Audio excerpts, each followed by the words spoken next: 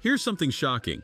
A brand new SUV that looks like it costs $50,000 but starts at just £35,000. And it comes from a company you've probably never heard of before. This is the 2025 KGM Torres, and after spending time behind the wheel, I need to tell you why this Korean underdog might just surprise you. KGM used to be called SsangYong, but they've completely reinvented themselves. The Torres is their flagship model, and wow, does it make a statement. This thing looks absolutely massive on the road with those aggressive LED headlights, that bold 6-slot grille, and those sharp angular lines running down the sides. It genuinely looks like a premium SUV that should cost way more than it actually does. Under the hood sits a 1.5-liter turbocharged petrol engine producing 161 horsepower. Now that might not sound like much for a car this size, but it feels punchier than the official 0 to 60 time of 10.8 seconds suggests. The 6-speed automatic gearbox can be a bit lazy at times, especially when you're trying to merge onto motorways, but once you're up to cruising speed, it settles down nicely. Step inside and you're greeted by dual 12.3-inch screens that dominate the dashboard.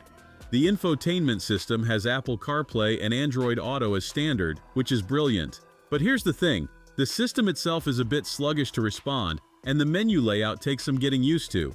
It's not terrible, but you'll definitely notice it's not as slick as what you'd find in a Hyundai or Kia. Now let's talk about space, because this is where the Torres absolutely shines. The boot offers 703 liters of cargo space, which puts it ahead of rivals like the Nissan Qashqai and even some 7-seaters. The rear seats have masses of legroom and headroom, so 4 adults can genuinely travel in comfort. There's even heated rear seats in the higher trim levels, which is a really nice touch. Safety-wise, even the entry-level K30 trim comes loaded with features. You get autonomous emergency braking, lane departure warning, adaptive cruise control, and blind spot monitoring on the higher K40 trim. While it hasn't been tested by Euro NCAP yet, the safety kit on offer is genuinely impressive for the price point. Speaking of price, this is where the Torres makes its strongest case.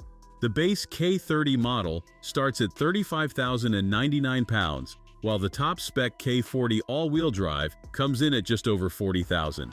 That's seriously competitive when you consider how much equipment you're getting and the sheer size of this thing.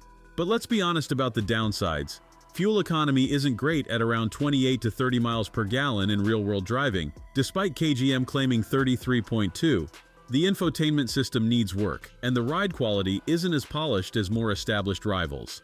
Plus, being a relatively unknown brand means resale values are still a question mark. So should you consider the 2025 KGM Torres? If you want maximum space and equipment for your money, and you're not too fussed about having the latest badge, then absolutely. It's a genuinely practical family SUV that offers a lot of car for the cash.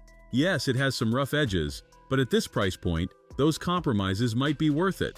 The Torres proves that KGM is serious about making a mark in the competitive SUV market. It's not perfect, but it's definitely worth a test drive if you're shopping in this segment. What do you think? Would you consider an unknown Korean brand over the usual suspects? Let me know in the comments below, and don't forget to subscribe for more honest car reviews just like this one. Thanks for watching. If you enjoyed this video, hit that like button and subscribe for more content just like this. Leave a comment below with your thoughts or questions. I read every single one. And don't forget to click the bell icon to get notified about my next upload. See you in the next video.